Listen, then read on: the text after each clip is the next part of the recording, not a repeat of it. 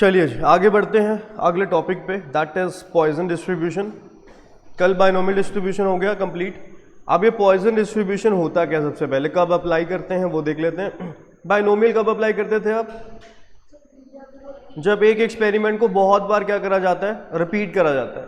ये भी तभी अप्लाई करना है, बस यहाँ पे एक लिमिटेशन क्या है बायनोमियल की जो उसने दूर करी, that is sample size is very large.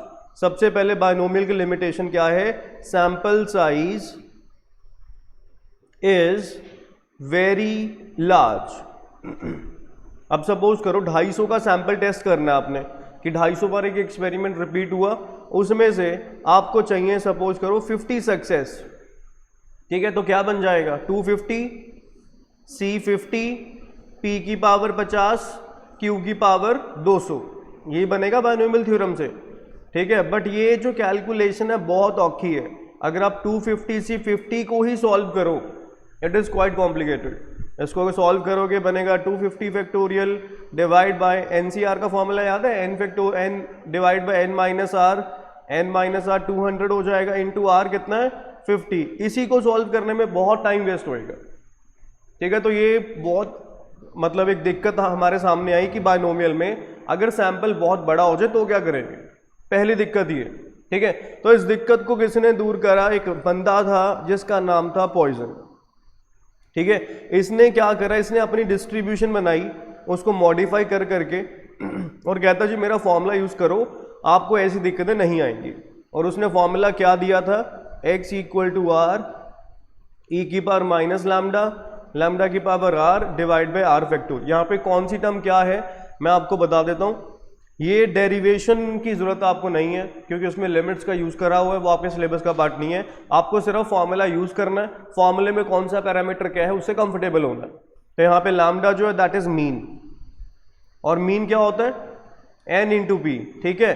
p तो आपको पता है प्रोबेबिलिटी ऑफ, सारे पैरामीटर वही हैं, कोई नई चीज नहीं है, ये बायनोमियल ही है, बस आपने सैंपल को बढ़ा दिया। सैंपल 100 200 250 का सैंपल हो गया, इन दैट केस आप ये फॉर्मूला NCR ये वाला फॉर्मूला ना यूज करके इस फॉर्मूले को प्रेफर करेंगे, ठीक है। और इसके लैम्डा हो गया मीन आपका, e एक्सपोनेंट होता है, e की वैल्यू होती है 2.7183। इसको याद करने की जरूरत नहीं है, वैसे ध्यान रखो कि 2.7 होती है बस, ठीक है। e एक्सपोनेंट होता है। r तो पता ही है आपको, r क्या था, number of success, r is your number of success, ठीक है जी। यहां तक ये तीन पैरामीटर हमने डिसाइड कर लिए पॉइजन डिस्ट्रीब्यूशन के। कब अप्लाई करना है, जब सैंपल आपका बहुत ज्यादा हो गया, बहुत बड़ा सैंपल हो गया, ठीक है। एक तो ये, दूसरी condition probability of success is very small. ये दो कंडीशंस हैं जब आपको ये डिस्ट्रीब्यूशन का यूज करना है। एक तो मैं इसका बता देता हूं, एक तो क्या क्या चीजें हैं ये ध्यान रखनी है। पहली चीज sample size is very large, दूसरी condition probability of success is very small. अब ये लार्ज का तो समझ में आ गया, लार्ज से क्या दिक्कतें आई थी हमें, लार्ज से क्या दिक्कतें आई, कैलकुलेशंस नहीं हो पा रही। अब ये स्मॉल रखने का क्या लॉजिक है, इसका लॉजिक ये है, ये जो इसने फॉर्मूला में यूज करा है n इंटू पी यूज करा है ना। अब n आपने बहुत बड़ा कर दिया, सपोज n को 250 कर दिया, अगर p भी ज्यादा होगा तो लैम्डा की वैल्यू बढ़ जाएगी।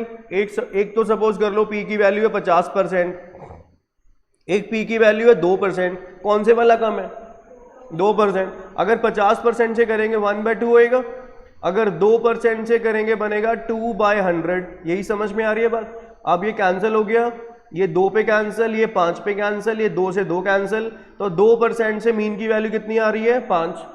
अगर आप 1/2 से करोगे मीन की वैल्यू आएगी 125। अब कहां तो e की पावर में -125 करना है, कहां e की पावर में सिर्फ -5 करना है। कौन सी कैलकुलेशन सौखी है, e की पावर -5 वाली। इसलिए आपको ये मीन को भी मैनेज करना पड़ेगा पॉइजन का फॉर्मूला यूज करने के लिए। तो मीन मैनेज कब होएगा, क्योंकि यहां पे लैम्डा इज योर मीन क्या होता है n इंटू पी। n को बहुत बड़ा कर रखा आपने, तो अगर p को बहुत छोटा करोगे तभी मैनेज होएगा। बहुत बड़ी चीज का छोटा सा परसेंट ही हमें कम वैल्यू देगा। अब e की पावर -5 को सॉल्व करना है, वैसे तो पेपर में इसकी वैल्यू मिलेगी आपको, फिर भी अगर नहीं पता, पेपर में नहीं दे रखी, कैसे सॉल्व करोगे। इट इज 1/e की पावर 5 ई आपको बताया था मैंने अभी वैल्यू 2.718, इसको 2.7 ही मान लो आप। 2.7 को क्या करना है, 5 बारी मल्टीप्लाई करना है, फिर उसको रेसिप्रोकल करना है। 1 बाई का मतलब क्या होता है, रेसिप्रोकल करना है, तो ई की पावर -5 आ जाएगी, जो हम यहां फॉर्मूला में यूज करा सकते हैं। बात समझ में आ गई। ये कब कब डिस्ट्रीब्यूशन का यूज करना आपने, एक तो सैंपल बहुत बड़ा, दूसरी प्रोबेबिलिटी बहुत छोटी। प्रोबेबिलिटी छोटी का लॉजिक समझ में आया। अगर सैंपल बढ़ा दिया प्रोबेबिलिटी को छोटी करना पड़ेगा, क्योंकि वहां से फिर मीन को भी मैनेज करना है आपने। आपके सामने 2 एग्जाम्पल है।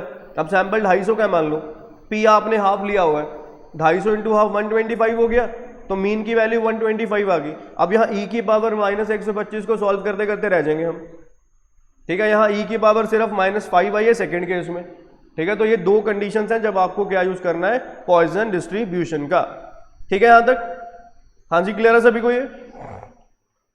अब आते हैं आगे। अब इसको अप्लाई कैसे करना है वो पढ़ो। पहले क्वेश्चन नंबर 17 पढ़ो, अपने आप समझ में आएगा क्या करना है, कैसे करना है। 5% of the families in Kolkata do not use gas as a fuel, वो गैस को फ्यूल की तरह यूज नहीं करते। अब ये बताओ, probability of selecting 10 families in a sample of 100 families, 100 में से कितनी फैमिलीज का सैंपल उठाना है, 10, मतलब 100 में से 10 हमें सक्सेस चाहिए। क्या सक्सेस क्या है, सक्सेस क्या है, जो फ्यूल गैस को फ्यूल की तरह यूज नहीं करते, ठीक है। तो पहले तो आप इसमें मीन को डिसाइड करो, लैम्डा, लैम्डा होएगा n इंटू पी, सैंपल कितने का है 100 का, सक्सेस 5/100, तो मीन की वैल्यू आ गई 5। आ रही है बात समझ।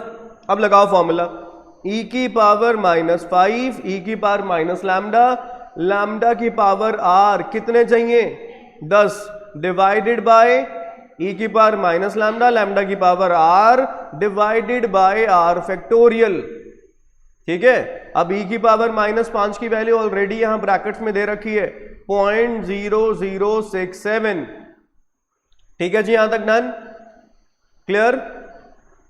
अब 5 की पावर 10 निकालना आपने, 5 की पावर 10 देखिए कैसे निकलेगा। 5 की पावर 2 पता है, हाँ जी, 5 का स्क्वायर 25 है ना, या 5 इंटू 5 इंटू 5 इंटू 5 करो 10 बारी, कितना आ गया, जो भी आया, डिवाइड बाय कितना करेंगे 10 फैक्टोरियल। 10 फैक्टोरियल कैसे करेंगे, याद है, 10 9 8 7 6 5 4 3 2 1, करो कितना आ रहा है, बस आंसर बता दो बस सीधा।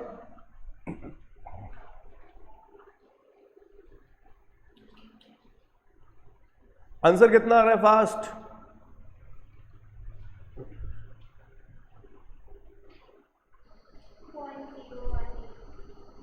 .018,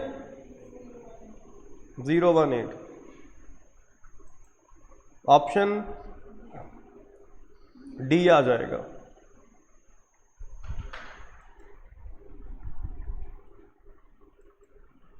ठीक है जी, क्लियर है ये। चलो आगे, अगले क्वेश्चन पे 17 हो गया, 18 पे आते हैं। इसमें लिखा हुआ X is a Poisson variate, कह रहा है 0 सक्सेस की जो प्रोबेबिलिटी है वही 1 सक्सेस की है, 2 की बताओ, करो ट्राई। 0 के लिए क्या लिखेंगे, ई की पावर लैम्डा की power 0 success divide by 0 factorial, यहां ई की पावर लैम्डा की पावर डिवाइड बाय 1 फैक्टोरियल, ई की पावर माइनस लैम्डा, लैम्डा की power r divided by r factorial, clear यहां तक। अब इसके साथ ये क्या हो गया, कैंसिल, लैम्डा की पावर 0 1, 0 फैक्टोरियल 1, तो यहां से लैम्डा की वैल्यू आ गई 1।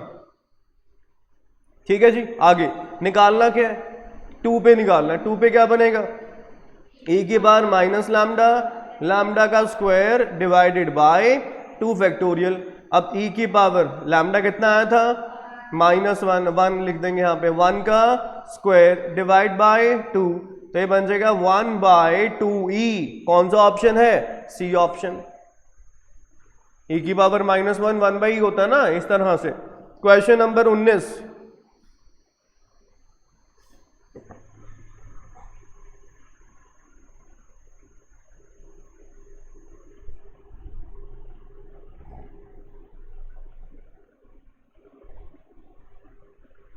ये कह रहा है कोई मैन्युफैक्चरिंग प्रोसेस है, उसमें 5% टूल्स क्या निकलते हैं, डिफेक्टिव।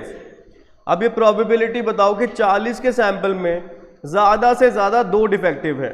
अब हमारे लिए सक्सेस यहाँ पे क्या है, डिफेक्टिव, तो P कितना हो गया 5%, मतलब 5/100। सैंपल कितने का उठाया इसने, 40 का। तो यहां से पहले तो लैम्डा डिसाइड करो, n into P, n into P करेंगे कितना आएगा।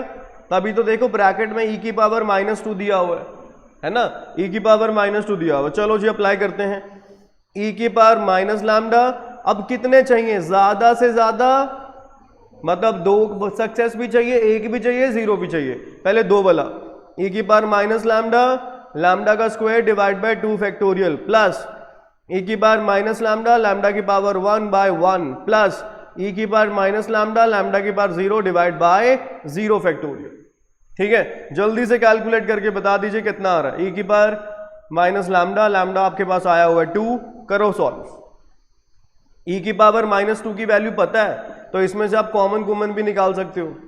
ये e की पावर -2 हो गया, ये e की पावर -2 हो गया, ये e की पावर -2, तीनों में से कॉमन आ गया, तो तीनों में से e की पावर -2 कॉमन आ गया।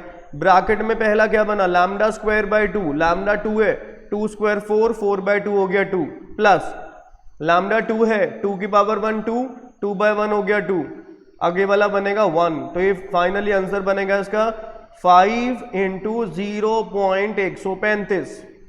e की पावर -2 की वैल्यू यहां दे रखी है 0.135, कितना आ रहा है, डी ऑप्शन आ जाएगा 0.675। समझ में आ गया। अगले पे आते हैं 20th पे। 20th बताइए, मीन दिया हुआ है, मीन कितना दिया हुआ है, पॉइजन का 1, मतलब लैम्डा की वैल्यू 1 दे रखी है। क्या निकालना है, एटलीस्ट 1, एटलीस्ट 1 मतलब कम से कम एक सक्सेस, 1 2 3 4 सारे चाहिए, तो टोटल में से 0 वाला माइनस कर दो, है ना, बाकी सारे अपने पास। टोटल कितना होता है प्रोबेबिलिटी, 1 में से 0 सक्सेस, e की पावर माइनस लैम्डा, लैम्डा की पावर 0 डिवाइड बाय 0 फैक्टोरियल। ये कितना आएगा 1, ये कितना आएगा 1, तो आंसर बचा क्या, आंसर बचा 1 - 1 बाय e, और e की वैल्यू यहां नहीं दे रखी, आपको अपने आप ध्यान में रखनी है। e की वैल्यू होती है 2.718। करो सॉल्व, जो भी आएगा आपका आंसर है। पॉइंट सी ऑप्शन आ गया। अगले पे आते हैं 21 पे। 21 में क्या लिखा हुआ है, 0 सक्सेस 2 सक्सेस के बराबर है। बताइए e की पावर क्या लिखूं, बोलते रहो, माइनस लैम्डा, लैम्डा की power divide by is equal to e की पावर लैम्डा का डिवाइड बाय, इसके साथ ये लैम्डा की पावर 0 1 और ये भी 1, लेफ्ट हैंड साइड में तो 1 आ गया, और उधर lambda square divide by, lambda square की वैल्यू 2 आ गई, लैम्डा कितना आएगा √2। लैम्डा होता क्या है, मीन, मीन क्या होता है, एक्सपेक्टेड वैल्यू, तो √2 आंसर आएगा। मीन कह दो, एक्सपेक्टेड वैल्यू कह दो, एवरेज कह दो, एक ही बात है, तो ऑप्शन नंबर ए आएगा, दैट इज √2। डन। इसके बाद ये तो सारा था बेसिक पार्ट, फॉर्मूला से कंफर्टेबल कैसे होना है, ये था फॉर्मूला, ठीक है। अब इसमें एक चीज और है जो कंसेप्ट बहुत इंपॉर्टेंट है, very important, that is Poisson distribution में खासकर जो मीन होता है that is approximately equal to variance. ये थ्योरेटिकल बन के भी पेपर में आया हुआ है और वैसे भी पेपर में बहुत बार पूछा गया, वेरी इंपॉर्टेंट है ये, ठीक है। पेपर में आपसे सीधा भी पूछ लेंगे कि मीन और वेरिएंस किस में बराबर होता है। अब इसका बड़ा सिंपल सा रीजन है, हम एक बार तो लिख लेते हैं बाइनोमियल को, एक बार लिख लेते हैं हम पॉइजन को, चेक कर लेते हैं दोनों में कहानी क्या है। इसमें मीन क्या था NP, इसमें वेरिएंस क्या था NPQ, इसमें भी मीन क्या है NP, वेरिएंस क्या है NPQ। बट यहां एक कंडीशन थी कि पॉइजन के केस में P की वैल्यू बहुत छोटी होनी चाहिए, 1%, 2%, 3%, क्योंकि N बहुत बड़ा है, N आपका बहुत ज्यादा हो गया, तो अगर इसका कम % अप्लाई करोगे तो ये एक प्रैक्टिकल सी वैल्यू आएगी जिसको हम कैलकुलेट कर पाएंगे, अदरवाइज तो कैलकुलेशन ही बहुत टफ हो जाएगी, ठीक है। अब दोनों में फर्क क्या है, यहां P और Q की अपनी मर्जी है, जो मर्जी हो सकते हैं, कोई दिक्कत नहीं, क्योंकि वहां तो सैंपल ही बड़ा छोटा सा होएगा।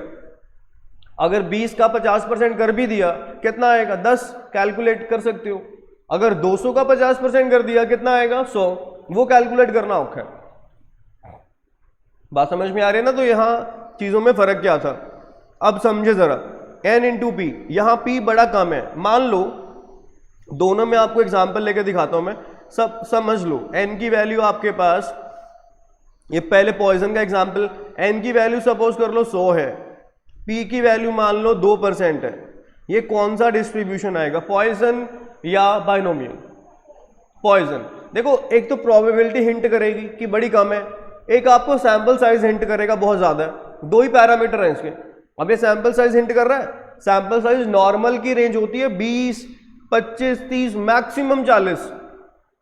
ये अगर सैंपल आपका 20, 30 से ज्यादा जा रहा है, 100, 150 की रेंज में चला गया, आपके दिमाग में सीधा एक ही हिंट है, क्या, पॉइजन है। हिंट आ गया। दूसरा हिंट क्या मिलेगा, प्रोबेबिलिटी बड़ी मामूली सी होगी। क्या प्रोबेबिलिटी है, 2%, मामूली ही तो है। प्रोबेबिलिटी ज्यादा हम 50, 40, 30% को कहते हैं, 2% बड़ी मामूली सी है। तो ये मतलब दोनों पैरामीटर हिंट किसकी तरफ कर रहे हैं, पॉइजन की तरफ। तो ये पॉइजन डिस्ट्रीब्यूशन है।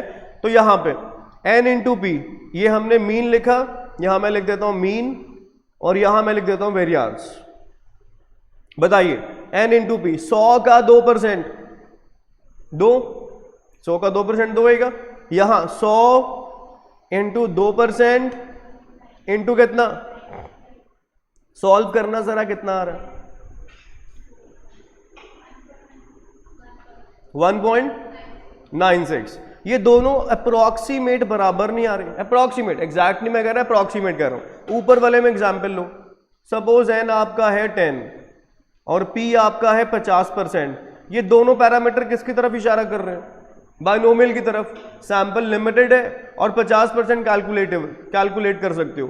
n इंटू पी, 10 का 50%, मीन आपका 5 हो गया। यहां 10 इंटू 50% का मतलब 1/2 है ना, क्यू भी कितना हो जाएगा, 1/2। ये चेक करो कितना आ रहा है, 2.5। ये तो बहुत फर्क पड़ गया, बात समझ में आ रही है। तो यहां पे पॉइजन डिस्ट्रीब्यूशन में जो मीन है और वेरियांस है आपके क्या होते हैं, अप्रॉक्सीमेट बराबर।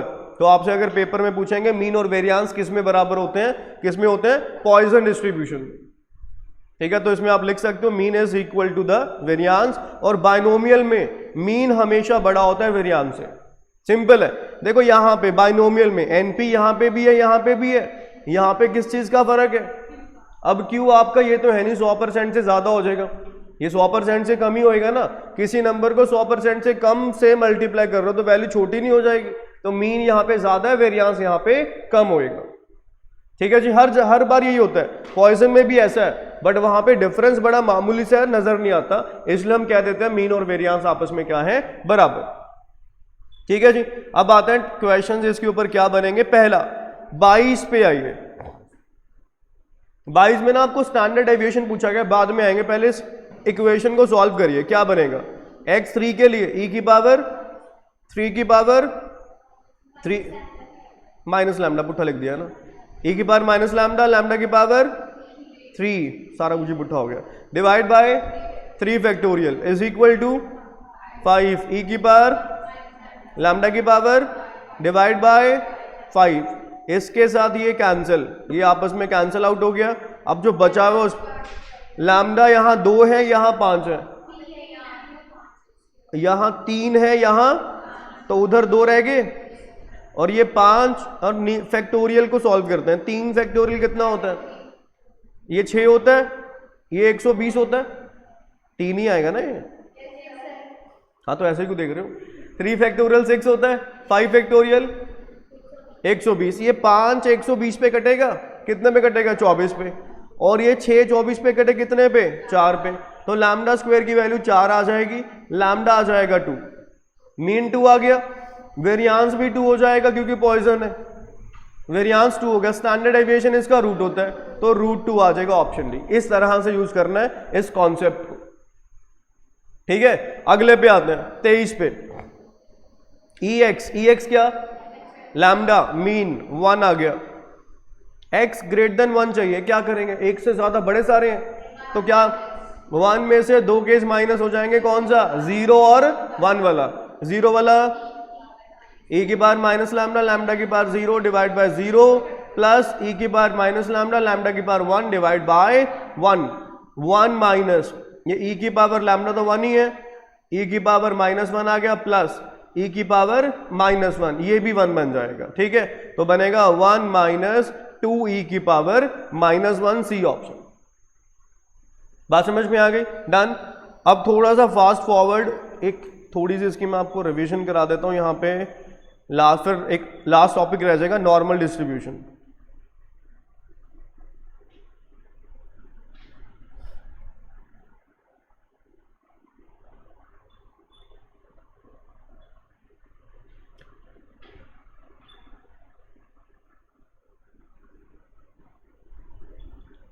ये इक्वेशंस ही हैं, अभी इकट्ठा ही कर लेते हैं इक्वेशन। चलो पहले ही कर लेते हैं। हाँ जी, एक जो अगला डिस्ट्रीब्यूशन रहता है दैट इज नॉर्मल डिस्ट्रीब्यूशन। अभी नॉर्मल डिस्ट्रीब्यूशन में क्या करना होता है, यहां चीजें ना एक रेंज में काम करेंगी, पूरी काम नहीं करेंगी।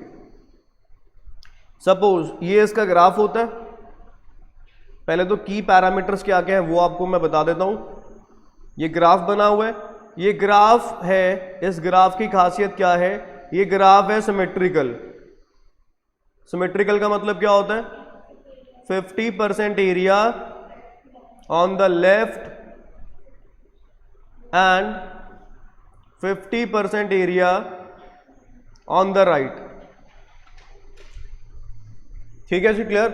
चलो ये हमारे पास नॉर्मल डिस्ट्रीब्यूशन होती है, इसमें 50-50 एरिया दोनों साइड कवर होता है। इस कर्व का नाम है बेल शेप्ड कर्व। ये बेल की तरह नहीं है, मंदिर में गए हो घंटी बजाते हो, इसी शेप की होती है ना घंटी, तो that is bell shaped curve. ठीक है, चलो ये हो गया। और ये जो पॉइंट सिमेट्रिकल का मतलब वैसे पता है क्या है, स्टैटिस्टिकली देखें, mean equal to median equal to mode. ये सिमेट्रिकल का मतलब ये भी, अगर स्टैटिस्टिक्स की लैंग्वेज में डीपली जाए कि मीन मीडियन मोड बराबर है इस कर्व के लिए, तब ये कर्व प्रॉपर डिस्ट्रीब्यूट हो रहा है, 50 इधर 50 इधर। ठीक है जी, चलो ये हमने बेसिक से सारी चीजें पढ़ ली। अब आते हैं आगे।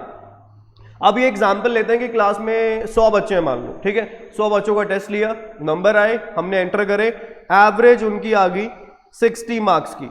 लेट्स अज्यूम कि 60 नंबर की एवरेज आ रही है, ठीक है।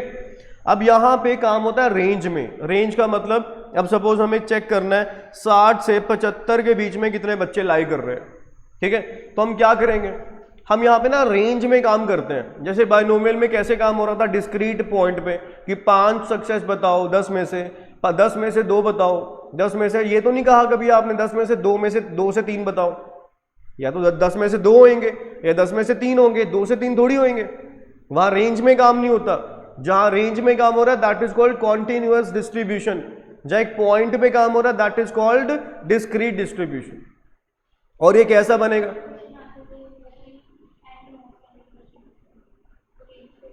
ना ना ना रेंज नहीं होता, वहां कवर पॉइंट्स ही हो रहे हैं, बस 2-3 पॉइंट कवर हो रहे हैं। जैसे सपोज कहा गया एटमोस्ट 2 कहा गया, एटमोस्ट 2 में क्या होगा, 2 1 0, ये आप उसका बीच का पार्ट थोड़ी कवर कर रहे हो, आप 3 पॉइंट्स को कवर कर रहे हो। किस किस को, 2 को, 1 को, 0 को, है तो वो डिस्क्रीट ही, बस में पॉइंट 3 हो गए। ये थोड़ी कहेंगे उसको कि रेंज में काम हो रहा है। रेंज का मतलब ये होता है 2 से 3 अगर आपने कहा है तो 2.1 पे भी काम हो रहा है, 2.2 पे भी काम हो रहा है, 2.3 पे भी काम हो रहा है, 2.4 पे भी काम हो रहा है। ठीक है, अब यहां अगर मैं 60 से 75 कह रहा हूं तो जिस बच्चे के नंबर 65 आएंगे वो भी तो इंक्लूड करेंगे ना हम। जिस बच्चे के नंबर 66 आएंगे वो भी इसमें है, 67 वाला भी इसमें है। ये रेंज में काम हो रहा है। रेंज में जितने बंदे आएंगे सबको उठाना है हमने, that is called continuous distribution. Discrete का मतलब सिर्फ वो पॉइंट पे जो आएगा उसको उठाना। तो ये डिस्ट्रीब्यूशन कैसा है, continuous frequency distribution. One more point, it is continuous frequency distribution. और ऊपर वाले दोनों कौन से थे, वो डिस्क्रीट, क्योंकि वहां पे पॉइंट पे काम हो रहा है कि 100 में से बताओ 2 सक्सेस कितने हैं, 100 में से बताओ 1 सक्सेस की क्या प्रोबेबिलिटी है, 100 में से बताओ 10 की क्या प्रोबेबिलिटी है। तो वो डिस्क्रीट है, ये कॉन्टिन्यूअस है, एक रेंज में काम होएगा। ठीक है, आगे। अब ये होता कैसे है, ये साइंटिस्ट था एक, उसने पूरा डिस्ट्रीब्यूशन बनाया था। इसके बाद ना एक टेबल दिखेगा आपको, टेबल ये बना हुआ है, इस टेबल को यूज करेंगे हम। ठीक है, तो टेबल के लिए पहले आपको समझना है इस ग्राफ में है क्या।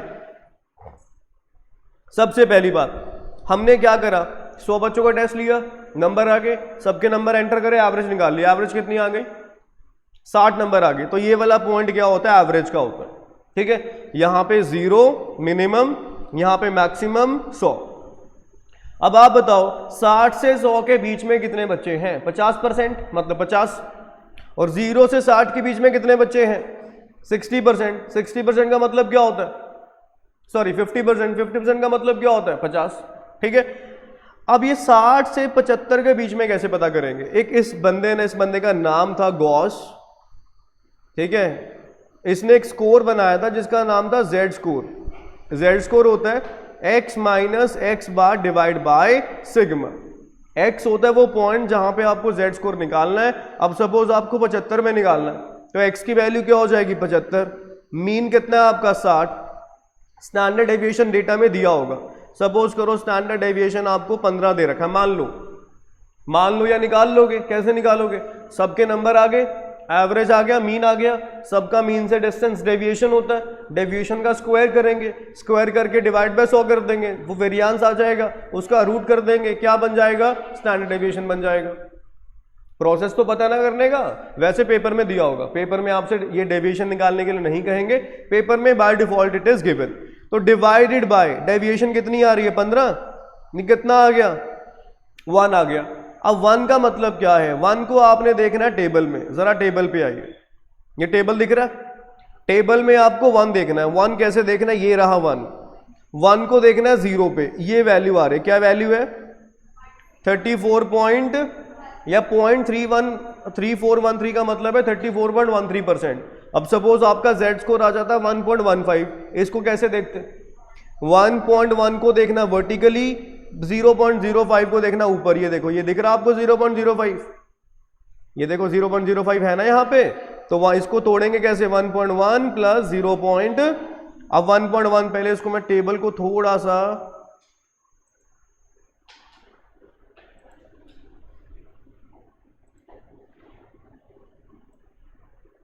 विजिबल है। अब देखो, ये थोड़ा टेबल देखने के लिए मैंने कराई। अब सपोज आपका 1.15 आ गया, अब जरा बताना 1.15 को कैसे देखेंगे? 1.1 को देखेंगे यहाँ पे, 0.05 को यहाँ पे, ये आ रहा है कुछ, क्या बन रहा है? 37। इसके करस्पॉन्डिंग क्या वैल्यू आ रही है? 37.49%। ठीक है, अब आपको देखना है 1.25 देखना है, 1.2 को देखेंगे वर्टिकली और 0.05 को, ये आ रही है, क्या आ रही है? 39.44% वैल्यू आ रही है। टेबल देखना आ गया। वैसे टेबल आपको पेपर में नहीं मिलेगा, पेपर में आपको सिर्फ वैल्यू और बाय डिफॉल्ट दे रखी होगी, अगर नहीं दे रखी टेबल भी दे रखा, टेबल देखना आना चाहिए आपको। ठीक है, अब आपको निकालना है 1.5। 1.5 कैसे देखेंगे? 1.5 को देखेंगे 0 पे, ये वैल्यू आ रही है, क्या वैल्यू आ रही है? 43.32% आ रही है। तो टेबल देखना आ गया। अब बैक मूव टू द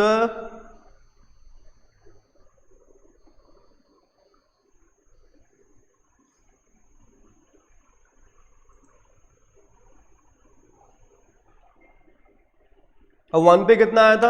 हमारा z स्कोर 1 आया ना इस पे, तो 1 पे क्या वैल्यू आ रही थी? 34.13। इसका मतलब हमेशा ना, ये जो भी आप टेबल देगा, टेबल आपको हमेशा सेंटर से मेजर करके देगा। तो मतलब सेंटर से यहां तक कितनी परसेंट पॉपुलेशन है? 34.13%। ठीक है, अब 100 बच्चे थे, 100 का 34.13 अप्रोक्स कितना होगा? 34। मतलब 60 से 75 की रेंज में कितने बच्चे हैं? 34 है। आ रही है बात समझ? अब आपको इसमें बड़े सारे केसेस बन सकते हैं, जैसे सपोज इसी ग्राफ को मैं यहां पे बनाता हूं एक बार दोबारा, इसको जरा समझना और आपसे पूछ रहा हूं क्वेश्चंस। ये 0 था, ये 60 था, ये हमने लिया था 75, यहां पे 85 आ गया, यहां पीछे ले लेते हैं 40 और यहां ले लेते हैं 30। अब आप बताना मुझे आंसर्स। ठीक है,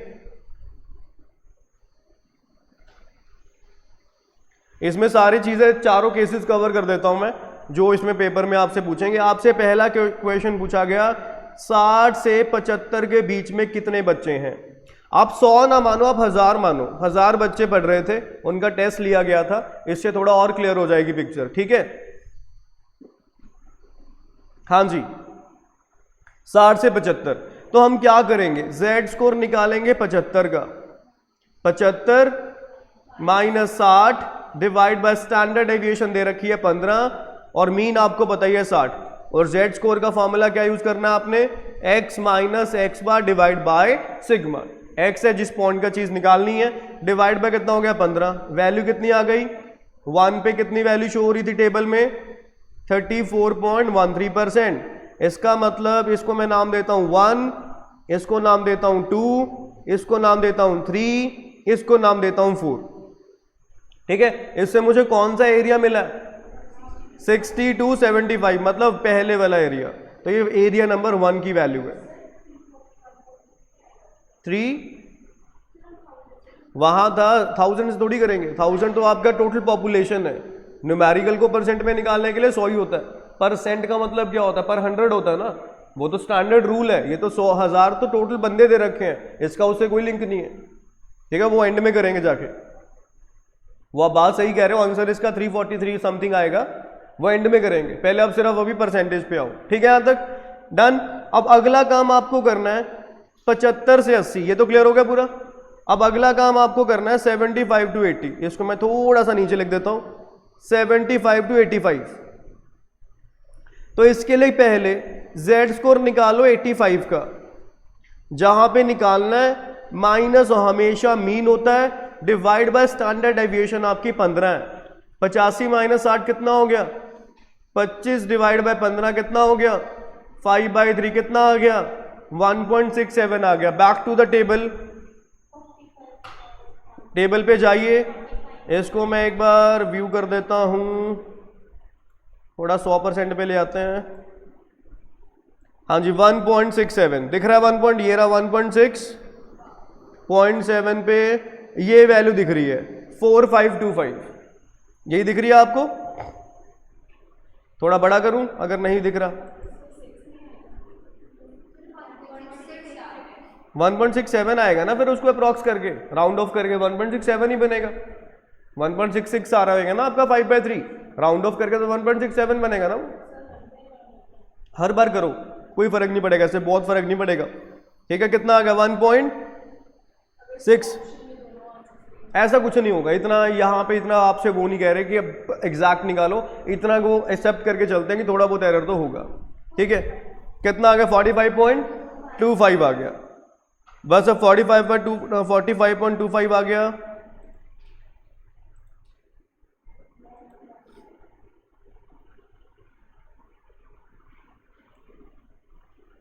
हाँ जी 45.2। अब ये कौन सी वैल्यू है, ये इसको लिख देता हूं मैं 45.25%। ये कौन सी वैल्यू आई है, ये हमें, हाँ ये हमें सेंटर से मिली है हमेशा। सेंटर से मतलब 60 to 85, आपको चाहिए क्या था 75 to 85, मतलब आपको सेकंड एरिया चाहिए। सेकंड एरिया में से क्या करेंगे आप, टोटल जो अभी निकाला 45.25%, जिसमें कौन से एरिया कवर हो रहे हैं, पहला प्लस दूसरा, इसमें से माइनस कर देंगे पहला। पहला कितना था 34.13%, दिस इज एरिया नंबर 1। कितना आंसर आ जाएगा 11.12% आ जाएगा। अब बंदे कितने थे 1000 का 11.12% कर देना आपने, 110 अप्रॉक्स बंदे होंगे जो 75 से 85 के बीच में लाई करेंगे। बात समझ में आ गई, क्लियर। इसके बाद रिवर्स आते हैं। रिवर्स आपने क्या करना है 40 to 60 का निकालना है। 40 to 60 में क्या करेंगे, तो Z स्कोर निकालो 40 पे, 40 माइनस 60 डिवाइड बाय 15, ये बन गया -20/15। ये नेगेटिव साइन सिर्फ क्या शो कर रहा है कि वो एरिया आपने लेफ्ट हैंड साइड में प्लॉट करना है, और इसका कोई मतलब नहीं बनता। माइनस कितना आ गया 4/3 बनेगा, 1.33 आ गया। नेगेटिव साइन का मतलब है सेंटर से आपने लेफ्ट में जाना है, बस इतना सा मतलब है।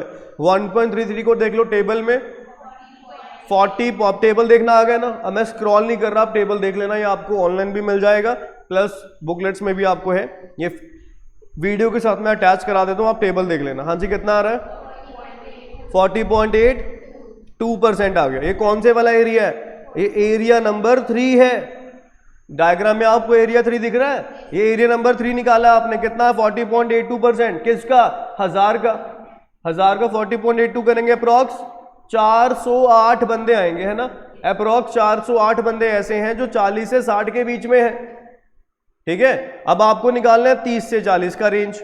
तो 30 से 40 के लिए क्या करेंगे, पहले z स्कोर निकाल लेंगे 30 का, 30 माइनस 60 डिवाइड बाय 15 कितना आ गया, -2 आ गया। नेगेटिव को इग्नोर करना है, नेगेटिव का मतलब सिर्फ क्या है, लेफ्ट हैंड साइड में जाएगा, बाकी इसका कोई लॉजिक नहीं है। 2 पे देखो आप टेबल में 47.72% आएगा। ये कौन से वाला एरिया है, थर्ड प्लस फोर्थ है, हमें फोर्थ चाहिए, तो 47.72 में से माइनस क्या कर देंगे 40.82%, जो हमने थर्ड अभी निकाला है कितना बन जाएगा 6.9, तो 30 to 40 वाली रेंज में कितना आएगा 6.9% पॉपुलेशन, मतलब 69 बंदे हैं।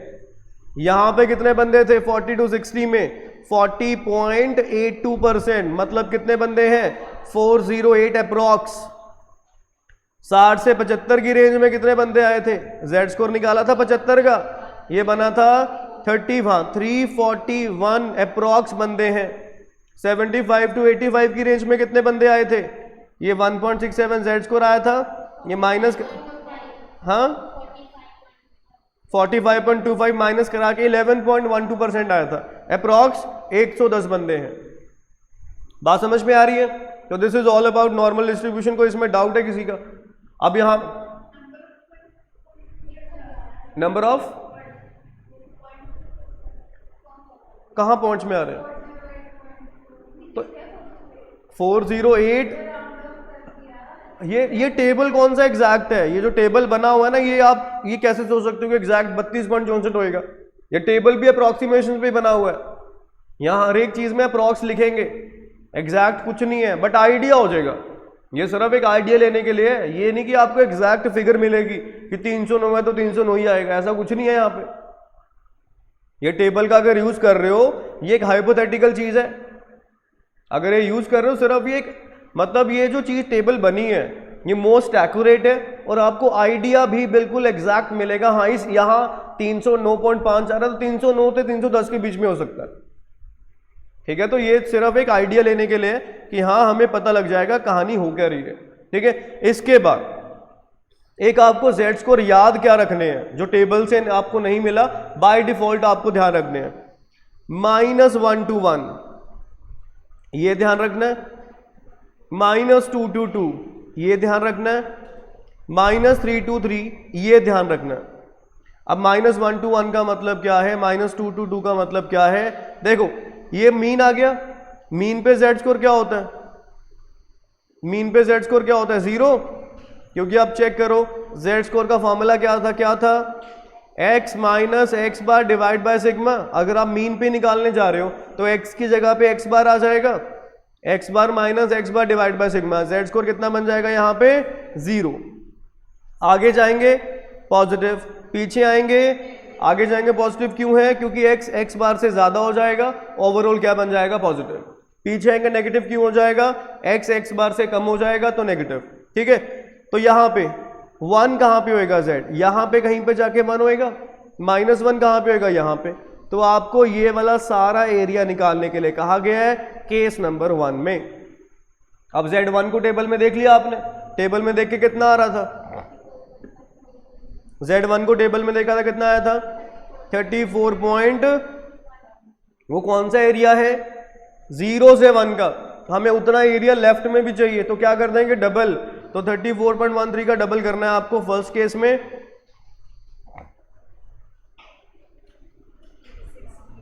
68.26%। आगे -2 to 2, 2 यहां पे होगा, -2 यहां पे होगा, तो पहले 2 का देख लीजिए, टेबल में 47.72 आया था, उसका डबल करना है, 47.72% मल्टीप्लाई बाय 2 कितना आएगा 95.44% आएगा। आखिरी पहले 3 का देख लो, डबल कर दो 49.0, 3 को टेबल में देखो 49.87% मल्टीप्लाई 2 99.74%। ये 3 वैल्यूज आपको ध्यान रखनी है, ठीक है। अब यहां पे अगर आपसे पूछा जाए, इसमें कैलकुलेशंस करनी सीख लो, अगर आपसे पूछा जाए 1 to 2 का एरिया क्या होएगा, 1 to 2 का। अब देखो एक छोटा सा डायग्राम बना लेते हैं। 1 कहाँ पे है? यहाँ पे। 2 कहाँ पे है? यहाँ पे। आपसे 1 से 2 का एरिया पूछा गया, मतलब ये वाला एरिया पूछा गया। 0 से 2 का कितना था? 47.72। 0 से 1 का, इन दोनों को माइनस करा देंगे, आपसे 1 से 2 का एरिया मिल जाएगा। हाँ, जो भी आ रहा है, ठीक है, 13.59, ठीक है। फिर आपसे पूछा गया -1 से 2 का। -1 कहाँ पे है? लेफ्ट में। 2 कहाँ पे है? राइट में। आपको दोनों एरिया को कंबाइन करना है। 0 से 1 वाला एरिया पता है, 0 से 2 वाला एरिया पता है, एक लेफ्ट में है एक राइट में, तो ऐड हो जाएंगे दोनों। ये इन दोनों को ऐड करके आपको कौन सा एरिया मिलेगा? -1 से 2 का। आई होप ये चीज क्लियर है। डन, बस इतना ही इसमें करना है। अब आते हैं क्वेश्चन पे। क्वेश्चन नंबर 1, इसमें हाइट, मीन हाइट कितनी है? मीन हाइट, वेरिएंस दिया हुआ है, स्टैंडर्ड डेविएशन निकालो जल्दी रूट करके। रूट 10.8, 3.28 आ गई। अब हमें 72 से ऊपर चाहिए। पहले इसका ना छोटा सा एक डायग्राम जरूर बना लेना, इसमें आपको बड़ी हेल्प मिल जाएगी। सेंटर की वैल्यू कितनी है? 68.22 है, ये वैल्यू है 68.22, ठीक है। 72 कहाँ पे आएगा? इसके आगे आएगा ना, ये वाला एरिया चाहिए हमें, इससे आगे वाला। ये समझ में आ गया? अब पहले 72 पे निकालते हैं Z score. Z score at 72, 72 minus 68.22 divide by 3.28, कितना आ गया? 1.15 आ गया। अब इसको टेबल में देखना है 1.15 को, कितना टेबल में देखना आ गया आपको? 1.1 को वर्टिकली, 0.02 को ऊपर, कितना आ रहा है? 37.49% एरिया। कौन से वाला एरिया? ये सेंटर से 72 तक का एरिया है, हमें उससे आगे वाला चाहिए। आगे वाला क्या करेंगे? टोटल राइट में कितना एरिया? 50%, तो 50% में से ये वाला एरिया माइनस करा देंगे, 37.49%। यू आर लेफ्ट विद कितना? 12.51%। तो हमारा आंसर है 12.51%। पॉपुलेशन कितनी थी? 1000 का 12.51% अप्रॉक्स 125, ठीक है जी। अगले पे आइए 25 पे। 25 में क्या लिखा हुआ है? इसमें मीन लाइफ, बैटरीज की बात हो रही है, उसकी बैटरीज की लाइफ की बात हो रही है। कितनी मीन लाइफ है? 300 घंटे की। स्टैंडर्ड डेविएशन 35 है। आपको बताना है 370 से ज्यादा कितनी % बैटरीज हैं। देखिए मीन लाइफ कितनी है? 300, 370 राइट में आएगा ना, इसके ज्यादा कितनी % बैटरीज है ये बतानी है। जेड स्कोर निकालो 370 का। 370 माइनस 300 डिवाइड बाय 35, कितना आ गया? 2 आ गया। 2 तो आपको टेबल में भी याद होना चाहिए। 2 पे क्या होता है? कितना होता है? 47.72% होता है। वो तो आपको 370 वाला एरिया देगा, हमें उससे आगे वाला चाहिए। 50 में से माइनस करा देंगे। 50 में से क्या माइनस करना है? 47.72%, कितना आएगा? 2.28% आएगा। बात समझ में आ गई? हमें 0 से 2 का पता लग गया, मतलब 300 से 370 का एरिया पता लग गया जो ये जेड स्कोर ने हमें दिया। हमें आगे वाला चाहिए, 50 में से माइनस होएगा। उसके बाद आगे 26, जल्दी। इसमें क्या दिया हुआ है? पहले बस मेन बातें पढ़ो। मीन दिया हुआ है, डेविएशन 1000 बच्चे अपीयर हुए, छोड़ो। 40 से कम बच्चे चाहिए जिनके मार्क्स 40 से कम है। ये देखो, ये मीन कितना आ गया इसका? 45। 40 यहां कहीं पे आएगा। 40 से कम मतलब ये वाली पॉपुलेशन निकालनी है। पहले जेड स्कोर निकालो 40 का। 40 माइनस 45 डिवाइड बाय 10, कितना आ गया? -0.5 आ गया। 0.5 को नेगेटिव का मतलब लेफ्ट में जाना है बस। 0.5 को टेबल में देखो, कितना? 19.15% आ गया। ये कौन से वाला एरिया है जो हमें चाहिए, या उसके अपोजिट वाला? अपोजिट वाला। हमें क्या चाहिए? पूरा ये 40 से कम वाला। 50 में से माइनस करेंगे हम, हमारा आंसर कितना आएगा? हमारा आंसर आएगा 30.85%। किसका? 1000 का। अप्रॉक्स 308 आ जाएगा। 308.5, 309। उसके बाद आगे मोर देन 60, 60 यहां पे आ गया। इससे ज्यादा यही पॉपुलेशन है ना, तो 60 का जेड स्कोर बताइए पहले। 60 minus 45, 15 divide by standard deviation कितनी है? 10। 1.5 आ गया। 1.5 को देखो टेबल में 43.32। अब हमें वही चाहिए या 50 में से माइनस करा के चाहिए? माइनस करा के चाहिए। कितना आएगा? 6.68% आ गया। किसका? 1000 का 66.8, अप्रॉक्स 67, ऑप्शन सी। डन। अगले पे आइए 27 पे। इसमें क्या लिखा हुआ है? मीन कितना है? 500। स्टैंडर्ड डेविएशन पहले तो बनाओ ग्राफ, ग्राफ आपकी बहुत हेल्प करेगा। मीन कितना है? 500। स्टैंडर्ड डेविएशन कितनी दे रखी है? 100। कह रहा 100 बंदे ऐसे हैं जिनकी वेज 430 से कम है। पहले परसेंट में निकालो, 430 से कम कितने बंदे हैं? तो जेड स्कोर निकलेगा 430 का 430 माइनस 500 डिवाइड बाय 100, कितना आ गया? माइनस 0.7। माइनस 0.7 को टेबल में देखो कितना आ रहा है, नेगेटिव को इग्नोर करना है।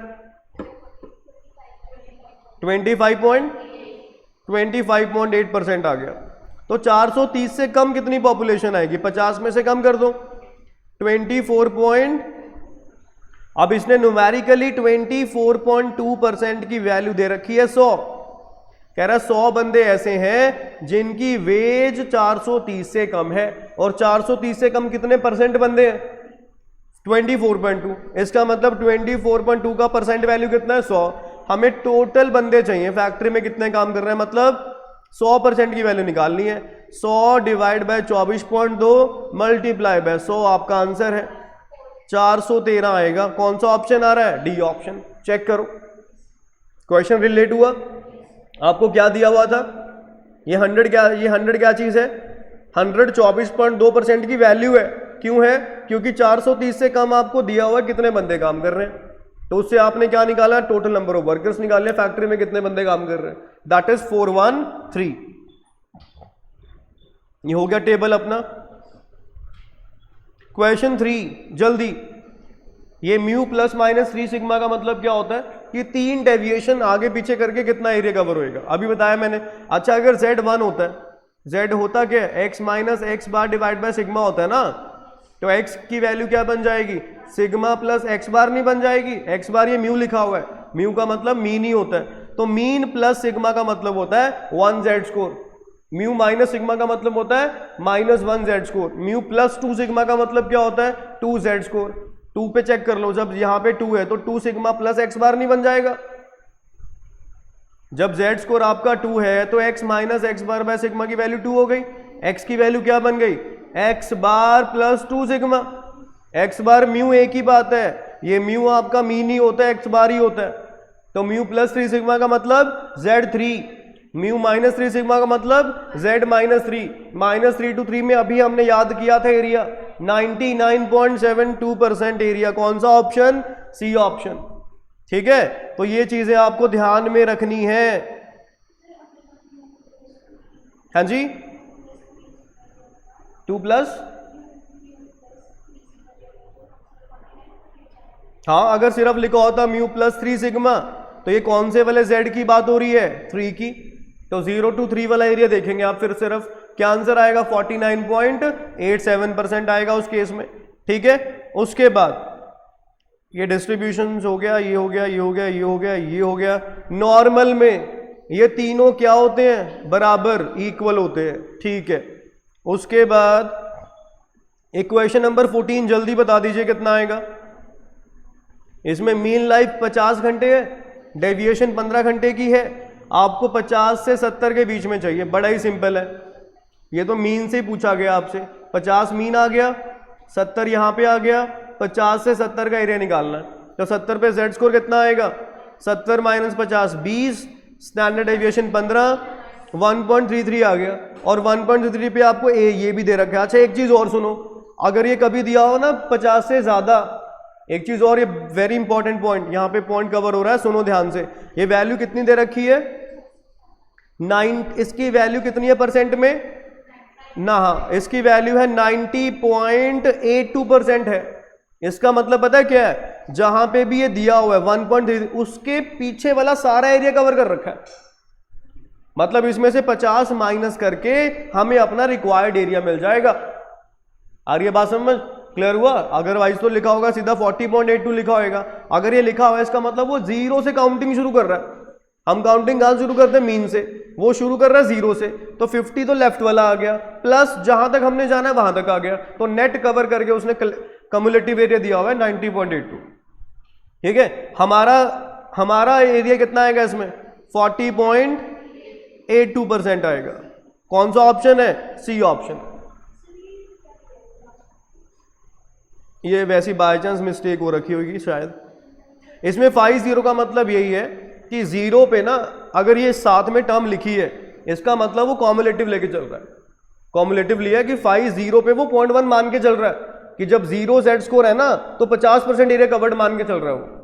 यहाँ पे 1 जब जेड स्कोर 1.33 है वो जीरो पे मतलब मीन पे क्या मान के चल रहा है? 50, तो 1.33 में उसमें 50 ऐड कर दिया। ये मतलब है इसका, और कोई मतलब नहीं है। ठीक है, तो क्वेश्चन अगर इस स्टेटमेंट में भी होगा तो घबराना नहीं है, बात वही है। ठीक है जी, क्लियर, डन। चलो बाकी थोड़ा सा ही रह गया, कर लेते हैं कंटिन्यू।